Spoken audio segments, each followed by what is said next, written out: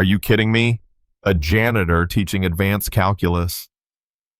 That's what Ms. Langston said right in front of the whole class as she stared down my daughter like she was dirt tracked in on her designer heels. That's the moment everything changed.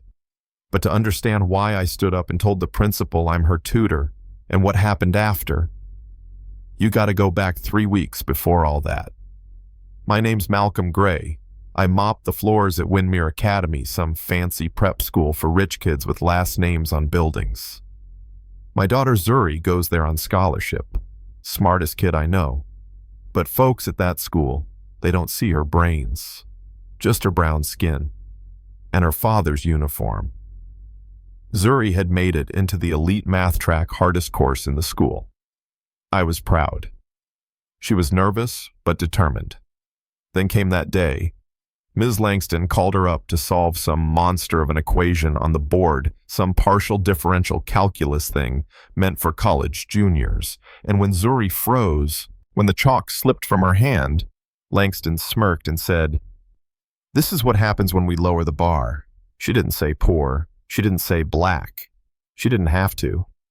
The class snickered. One kid, I think his name was Carter, muttered, "Should have kept her in the regular class." Zuri walked back to her seat like a ghost. Didn't say a word when she got home. But I saw the red in her eyes at dinner, the way she picked at her food like it was homework she didn't want to touch. That's when I knew I couldn't stay quiet. Later that night, I knocked on her door. "Want to show me that equation?" She blinked. "You wouldn't understand." I sat down on her bed. "Try me." She pulled out the notebook and started sketching the problem. I looked at it once and smiled. "Baby girl, this one's not even tricky. They're just dressing it up with messy notation." She stared at me like I'd grown a second head. "Wait, how do you know this?" That's when I told her that before I pushed a mop, I'd pushed boundaries in theoretical math. Before my wife got sick, I was on track for tenure.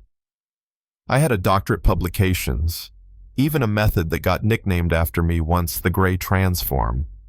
But that life crumbled, and I took the first job that kept her insured, and Zuri in a good school. Being a janitor wasn't my fall, it was my stand. Her mouth just hung open. "You really know all this," I chuckled. "I wrote some of this. You ready to learn for real?" From that night on, after I clocked out, I met her in an old storage room in the East Wing room 212. Broken projector, dusty whiteboard. But it became our sanctuary. I taught her not just how to solve, but how to see. The language behind the numbers, the patterns hidden inside the chaos. She soaked it up like rain on dry ground. One night, after solving a Fourier transformation like it was a crossword, she looked at me and whispered, "I love this now. Not because I have to, but because it makes sense." I swear I almost cried. But not everyone was happy about Zuri's growth. Ms. Langston, sensing Zuri's confidence rising, pulled one last trick, announced a surprise test. No calculators, no prep, just pure aptitude, she said. Then she looked dead at my daughter. I told Zuri not to be afraid. "You've got this," I said. "Use the Gray method. Show every step. Leave no doubt." Test day came. Zuri walked in calm, head high, like she wasn't just ready for the exam, she was the exam. She finished early, turned it in with a smile. "Ms. Langston." She didn't smile back. The next morning, Zuri was called into the principal's office. I got summoned too. Langston was already there. She held up Zuri's test like a crime scene photo. "She cheated," she said. "This level of work is impossible for someone of her background." Her background. I asked, stepping in. Langston barely looked at me. "Let's be honest, Mr. Gray. We know she's getting help." "You're right," I said. "She is." Langston's eyes lit up. "I knew it." Then I said the words that flipped the room upside down. I'm her tutor. Silence. Langston laughed this dry, brittle thing. You expect us to believe a janitor taught graduate-level mathematics. So I pulled out my folder copies of my doctorate published work, a signed letter from my former thesis advisor. Principal read it slowly. His face changed shade by shade. Langston looked like she'd swallowed a brick. I developed the gray method, I said calmly. The same approach Zuri used on problems 2, 4, and 7. That substitution trick, that's mine. Published it in 2010. You can Google it. Langston muttered something about coincidences and probably memorized.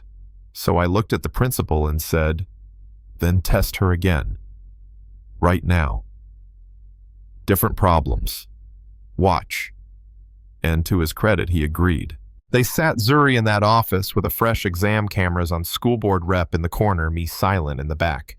Langston handed over her hardest problems, the kind meant to break spirits. Zuri didn't flinch. She explained her reasoning out loud, piece by piece, even tossed in a joke when she hit a topology question. This one's like folding socks with math. The board rep chuckled. Langston turned red. 90 minutes later, every answer was airtight. The principal stood up. I owe you both an apology, he said. And an opportunity. Langston. She didn't say a word, just packed her things and walked out like a bad chapter closing itself. After that, things changed. The school created a new role for me, math learning consultant. I traded the mop for a whiteboard. And room 212. It's now the Advanced Strategies Lab. Students of all backgrounds work there, kids who were once ignored now thriving. But it ain't just about titles or second chances. One day Zuri stood in front of her new team explaining an elegant solution to a complex problem. And she said, my dad taught me that math isn't about being fast or flashy. It's about seeing beauty where others see confusion. And that hit me hard. Because for years, people only saw the uniform, not the man behind it. Just like they only saw Zuri's shoes, not her steps. So yeah, I'm the janitor who became a teacher again. But more than that, I'm the father who reminded his daughter that brilliance has no dress code. Now let me ask you, how many kids do we overlook just because we don't like who they came with? Have you ever been judged for your background? Or seen someone counted out before they even tried?